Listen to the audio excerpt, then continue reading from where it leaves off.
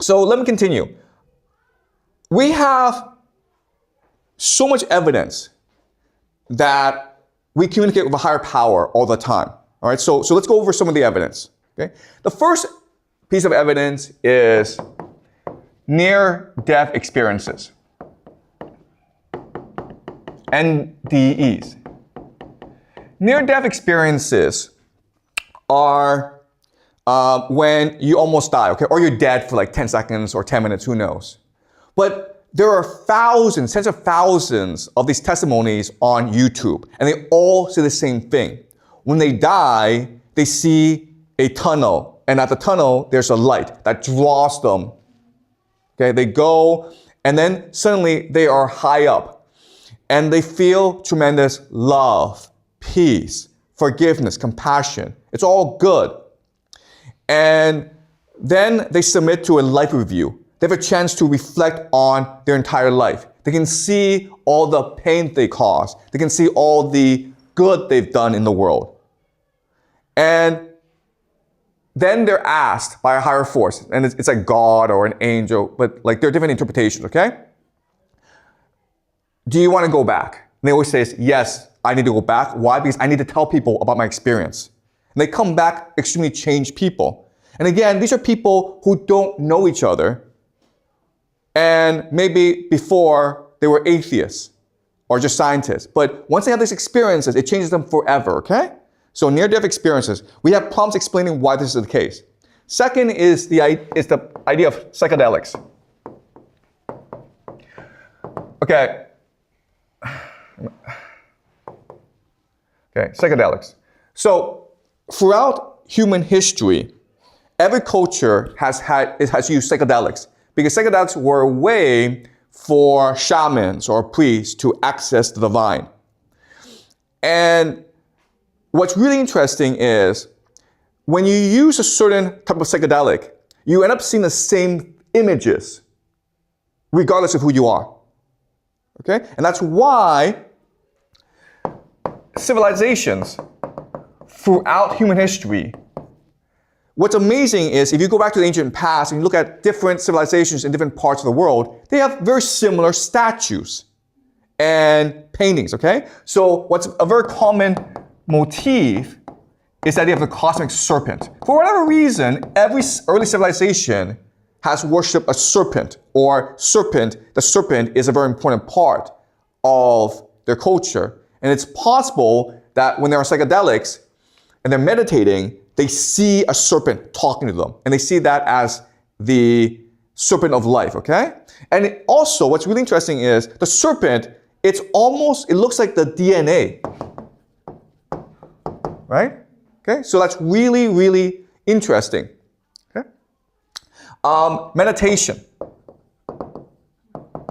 When people meditate, when you go up to a higher dimension, you end up having the same experience as psychedelics and near-death experiences. Also, great books. I myself have never done psychedelics. I obviously can't go back in the past and study these civilizations. I never had a near-death experiences, but I've read Dante, I've read Milton, I've read Homer, I've studied them very, very closely. And what's amazing to me is they say the same things. When Dante, in his Divine Comedy, when he describes the universe, when he describes God, when he describes the heavens, it's almost as though he's describing a near-death experience. Even though we have absolutely no evidence that Dante himself had near-death experiences. Okay? So this is shocking.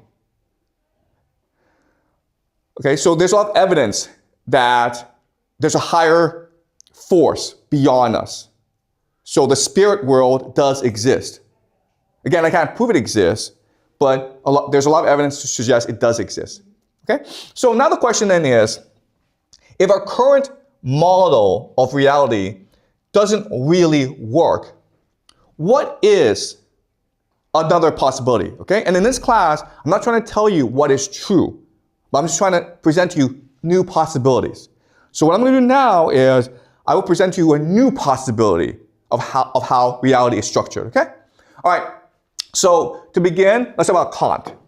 Immanuel Kant was the greatest philosopher who ever lived, the most influential philosopher who ever lived, because he introduced us the idea that we are not observers of reality, we are participants in reality. All right? So let me explain what he means. For Kant, there's the noumena. The noumena just means reality that is outside of us, the things in themselves. What he tells us is we can never know the noumena. We can never know this reality. Why? Because whenever we see reality, we filter it using time and space. Okay? So time and space do not exist outside of us. They are parts of us. We use time and space in order to interpret reality in a way that allows us to make sense of it. Okay? So the noumena for time and space becomes the phenomena. And that's all we see, the phenomena, the things that are to me, not the noumena, the things in themselves. Okay? And so we imagine reality. We hallucinate reality. Okay, but of course, this creates three problems. Okay, the first problem is, what is the noumena? The second problem is, why do we have these filters, time and space? The third problem is, how can we guarantee that what I see is the same as what you see? Because if reality is a subjective experience, then in theory, everyone should see it differently. But we all see it the same, okay? So why is that? So these are the three problems. And so what happens is that Hegel comes along, okay? Hegel, another German philosopher, and he explains the idea of the Geist. So what he's saying is that the noumena, it's really the spirit world. It's the Geist. And when you do this, it solves all three problems, okay? The noumena you can never access because it's beyond us. It's a Geist that gives us time and space. And as a result, because it's all coming from one source, we see the world in the same way. Okay? All right. So this sounds complicated, but let me now use quantum mechanics to explain what this means, okay? Let's talk about quantum mechanics.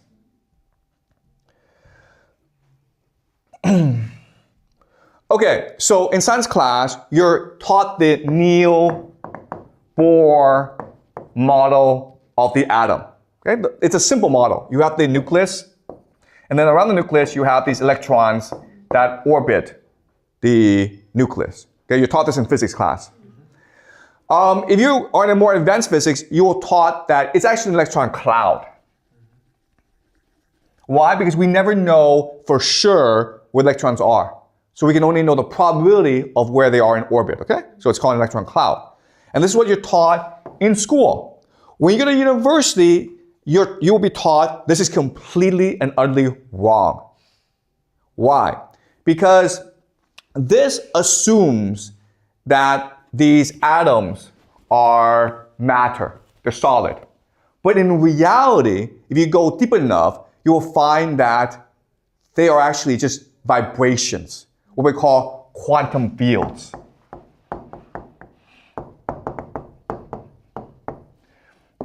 And they are just vibrations. And what the electron really is an intersection of these quantum fields. Also, these quantum fields can always exist in two states. The first is as a wave. The second is as a particle. Okay? And we can only know if it's a wave or a particle by observing it. And this is what's called a wave function collapse. In other words, all of nature is vibrational. It's energy.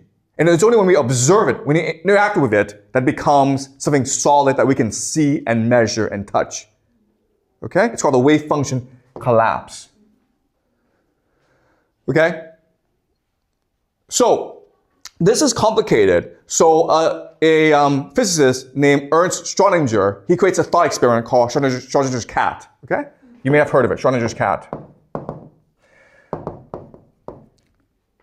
And so, imagine a box, and inside is a cat. And then the cat, inside the box is also some toxic chemicals. that may or may not break. If it breaks, the cat dies. If it doesn't break, the cat's still alive.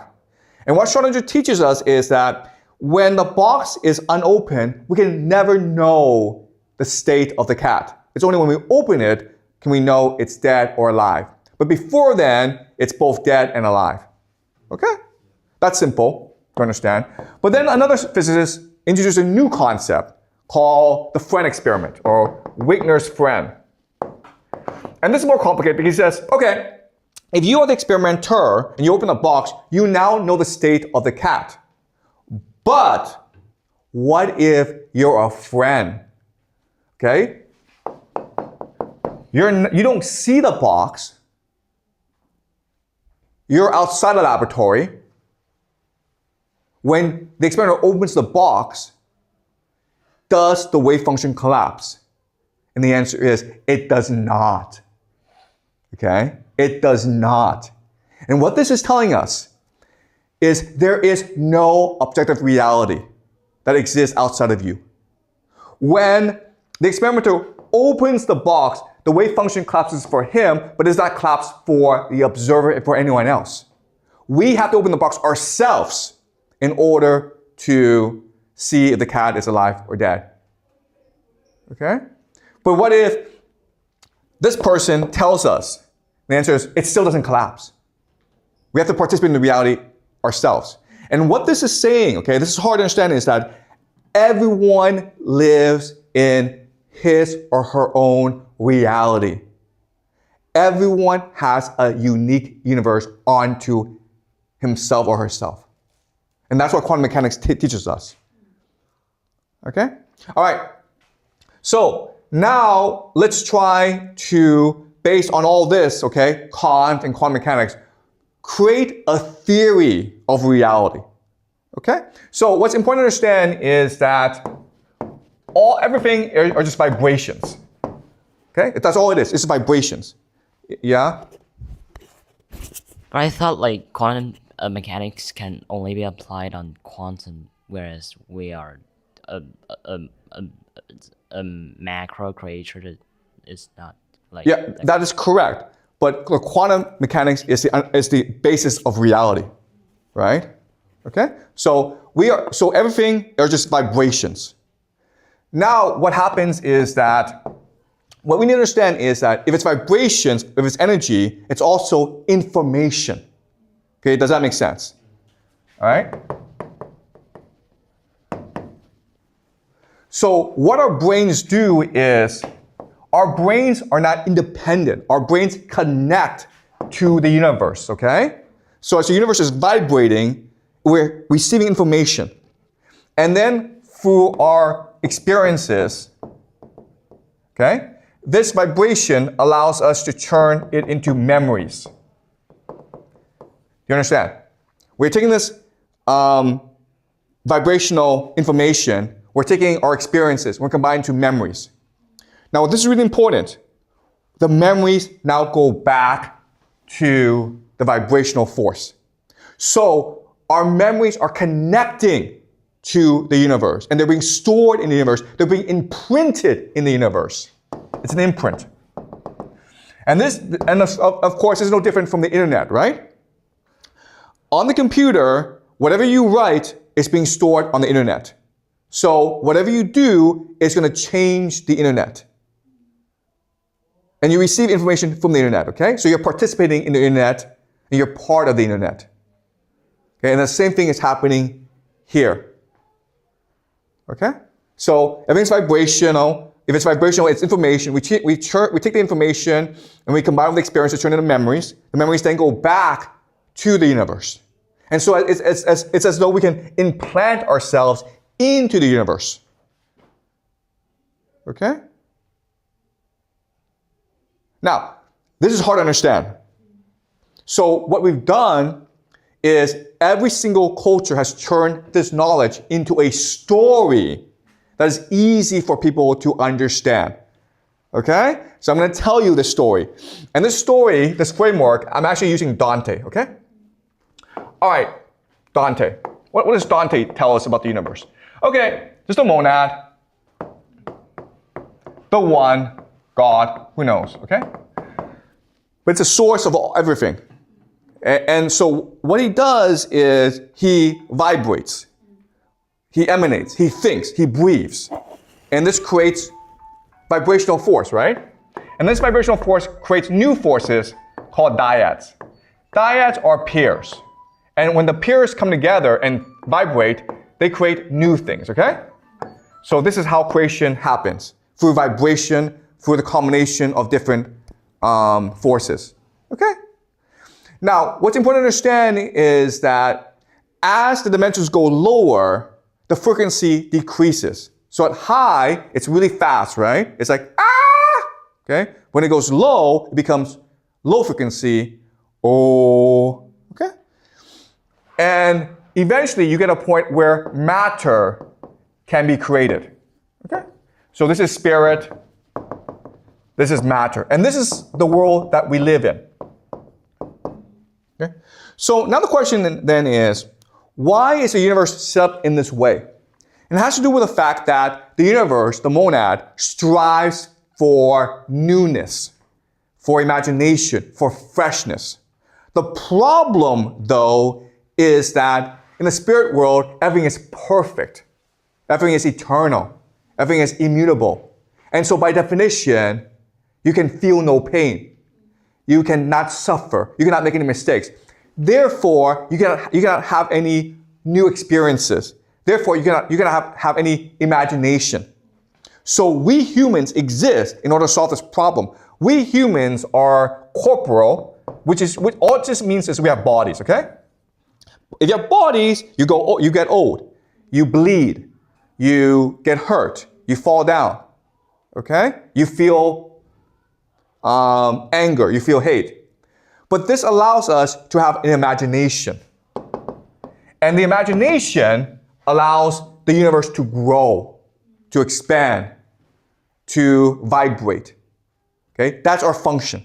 To have experiences that are new, which expands the consciousness of the universe. The universe itself is consciousness.